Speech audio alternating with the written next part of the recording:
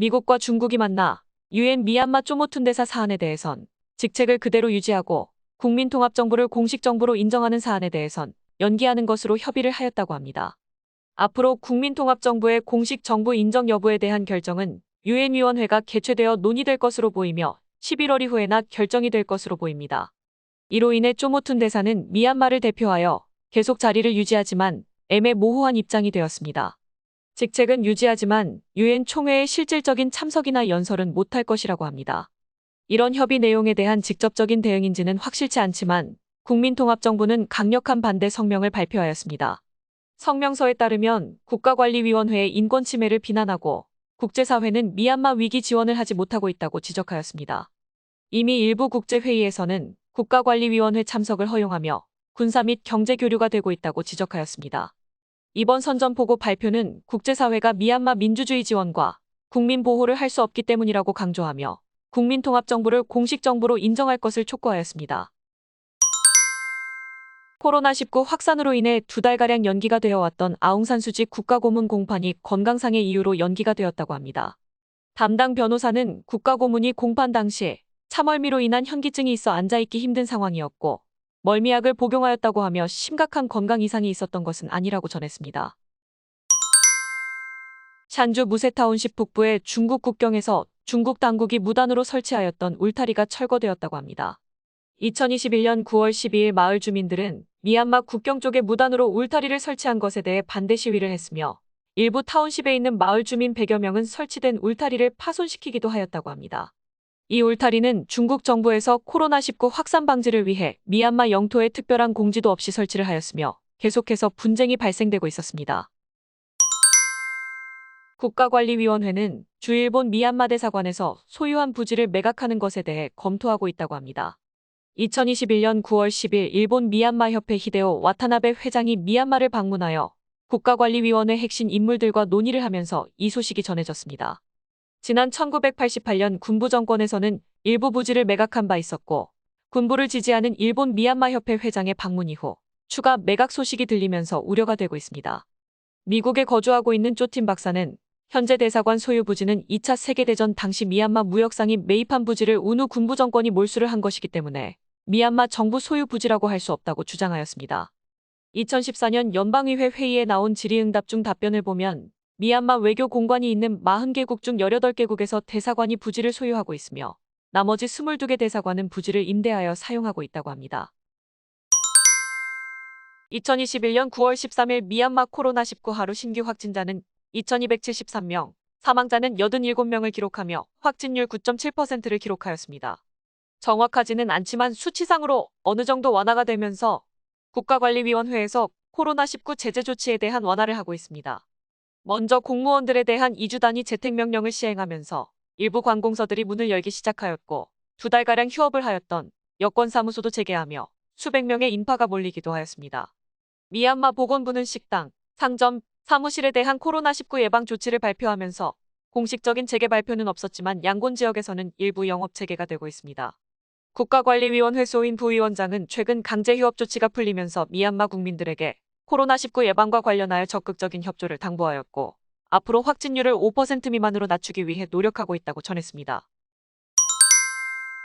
2021년 9월 13일 미얀마 중앙은행은 달러당 1,750자수로 15,000만 달러를 추가 매도하였다고 밝혔습니다. 중앙은행의 달러 매도액을 보면 2월 약 680만 달러, 4월 1,200만 달러, 5월 2,400만 달러, 6월 1,200만 달러, 7월 3,900만 달러, 8월 2,800만 달러로 총 1억 380만 달러를 기록하였습니다. 이런 전례 없는 미얀마 짝가치 하락이 계속되면서 미얀마 중앙은행은 최근에 발표한 외환거래 비율 강화에 대한 조치를 철회한다고 밝혔습니다. 최근 중앙은행은 민영은행과 공식 환전소를 대상으로 외환거래 시 환율을 당초 1%에서 0.8%로 강화하면서 문제가 되었습니다. 이로 인해 암시장 거래로 몰리도록 조장을 하게 되었고 달러당 2,050자까지 기록을 하였다가 다시 1,990자에서 2,010자 사이로 소폭 인하되었다고 합니다. 미얀마 투자위원회는 2021년 3월 양곤 지역 방화 피해 공장을 대상으로 소득세 면제 혜택을 준다고 밝혔습니다. 미얀마 투자위원회 또는 양곤 지역 투자위원회의 승인을 받은 공장은 방화 피해를 입은 경우 미얀마 투자위원회에 소득세 면제 혜택 신청을 할 수 있다고 합니다. 2021년 3월 현재 파악된 양곤 지역 방화 피해 공장은 7개가 있다고 합니다. 2021년 9월 13일 에어와디은행 바고 지점에서 현금 수송 차량 강도 사건이 발생하면서 현금 40억짜리 털리는 사건이 발생하였습니다. 6인도 강도 중 2명은 경찰 제보까지 착용을 하고 있었다고 합니다. 강도들이 사용한 차량은 당일 오후 바고 타운십에서 도난된 차량이라고 하며 군경찰은 일대 검문 검색을 강화하고 있습니다. 다음 날 미얀마 국영 언론에서는 에야와디은행 바고 지점 현금 수송 차량에서 현금 40억을 훔쳐 달아난 강도단을 체포하였으며 이들은 국민방위군 소속이라고 발표하였습니다. 보도에 따르면 체포된 용의자들은 은행 직원과 공범자가 있었다고 자백을 하면서 남성 8명과 여성 4명을 추가 체포하였다고 하며 이 중 승려 2명도 포함이 되었다고 합니다. 이후 수도원 수색을 한 결과 M79 유탄 발사기와 AK-47 소총, 수류탄 등의 무기를 적발하여 압수했다고 합니다. 미얀마 선거관리위원회는 현재 NLD당 감사 계획은 없다고 밝혔습니다. 하지만 2021년 9월 14일 선거관리위원회는 재판 중에 있는 아웅산수지 국가고문에게 다음 주 있을 선거관리위원회 감사 통보서를 보냈다고 합니다. 담당 변호사는 선거관리위원회 감사와 관련한 사항은 NLD당 중앙집행위원회에서 의논하고 결정될 사안이기 때문에 수신을 거부했다고 밝혔습니다. 또한 공문을 받아야 할 중앙집행위원회에서는 어떠한 연락도 받지 못했으며 감사가 있다 하더라도 군경찰이 모든 서류들을 파기시키면서 감사 자료가 남아있지 않은 상태라고 합니다. 국민통합정부의 발표 이후 교전이 많이 발생하는 사가인과 만달레이, 마게 지역 일부 타운십에서 인터넷 차단 조치가 취해지고 있다고 합니다. 마게 지역 이동통신사 직원의 말에 의하면 국가관리위원회에서 모든 통신사업자들에게 9월 14일부터 해당 지역 인터넷 차단을 지시하였으며 재개일에 대해선 언급하지 않았다고 합니다. 파레 타운십 국민방위군은 미얀마 국방부가 대대적인 공격 전 인터넷을 차단시킨 것으로 예상하고 있다고 합니다. 까니 타운십에서는 미얀마 해군이 강가의 병력을 주둔하고 임마빈 타운십에서는 군이 강 인근에서 특별 작전을 준비하고 있다는 소문이 나오고 있다고 합니다. 한 달여 전에는 커친주와 사가잉 지역에 대한 인터넷 차단은 있었지만 강경 진압은 없었습니다. 하지만 최근 마게 지역과 사가잉 지역에서 강경 진압이 발생하고 있어 인터넷 차단 이후 우려들이 나오고 있습니다. 미얀마 산업공예노조 사무차관은 계속되는 봉제 공장 및 제조 공장의 폐업으로 인해 2021년 12월 말까지 추가 20만 명의 실직자가 발생할 것이라고 경고하였습니다. 지난 2월 쿠데타 발생 이후 양곤에서는 많은 봉제 공장들이 운영상의 어려움으로 700개 이상이 폐업을 하면서 10만 명의 노동자가 실직을 하였다고 설명하였습니다. 정치적 상황뿐만 아니라 코로나19 악화와 금융마비로 인한 현금 문제로 해외 투자자들은 미얀마를 떠나고 있다고 하였습니다. 경제학자 쪼페윈도 외국인 투자업체들이 철수함에 따라 결국 중국과 태국의 투자로 대체될 것으로 예상된다고 밝힌 바 있습니다. 지난 9월 14일 미얀마 봉제협회 리소스센터 개소식에 참석한 카인카인누의 사무총장은 미얀마 봉제 산업 현황에 대해 설명하면서 현재 600개 이상의 봉제 공장이 등록되어 있으며 협회사 회원수는 489명이라고 설명하였습니다.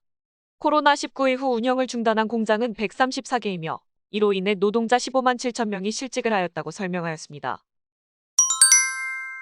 2021년 9월 14일부터 거인주 일부 타운십 마을 촌장들은 마이텔 통신탑 경비를 위해 투입된 국경수비대원들에게 상납할 돈을 마련하기 위해 마을 주민들로부터 기금을 모았다고 합니다. 국경수비대원들이 투입된 마을 촌장들은 가구당 2,000자씩 거두었으며 공동경비 인원으로 주민들이 하루에 4명씩 배정이 되고 있다고 합니다. 미얀마 전역에서 마이텔 통신탑은 약 80개가 공격을 받았으며 국민통합정부의 발표 이후 확대가 되어가고 있습니다. 현재 발생하는 공격 형태를 보면 첫 번째로 도심에서는 행정관리사무소 공무원이나 밀고자를 사살하는 사건들이 발생하고 있습니다. 이후 군경찰이 사건 조사를 하러 오게 되면 현장에 숨겨두었던 폭탄을 터뜨리면서 피해를 입히고 있습니다. 한국의 동사무소 역할과 비슷한 행정관리사무소는 예전 군부 독재 시설부터 만든 시스템이다 보니 일반적인 행정 업무도 하지만 지역 주민에 대한 통제 및 감시를 하는 역할도 하고 있습니다. 문민정권 시절에도 행정관리부의 권력을 약화시키기 위해 내무부에서 다른 부처 산하로 이전을 시켰지만 국가관리위원회가 정권을 잡으면서 다시 행정관리부를 내무부로 복귀를 시키며 권력을 강화시키고 있습니다. 이런 점에서 주요 공격 대상이 되는 것으로 보입니다. 두 번째로 교차로마다 있는 교통경찰 초소와 쓰레기통을 대상으로 폭탄 공격을 하고 있습니다. 교통경찰 초소는 도로 검문 검색을 하는 주요 포인트이다 보니 공격 대상이 되는 것으로 보입니다. 세 번째로 군부 합작 이동통신사의 통신탑이나 군시설에 전력을 공급하는 변전소를 공격하고 있습니다. 이렇게 대담해지는 소규모 폭탄 공격은 당분간 빈번해질 것으로 보이지만 도심 지역에서는 전면전은 힘들어 보입니다. 에드쇼파르 미얀마 뉴스를 끝까지 시청해주셔서 감사드리며 구독과 좋아요, 클릭을 부탁드립니다. 좀 더 상세한 미얀마 정보를 찾으신다면 에드쇼파르 뉴스 웹사이트도 추천드립니다. 에드쇼파르는 보다 많은 미얀마 정보를 공유하기 위해 노력하겠습니다. 감사합니다.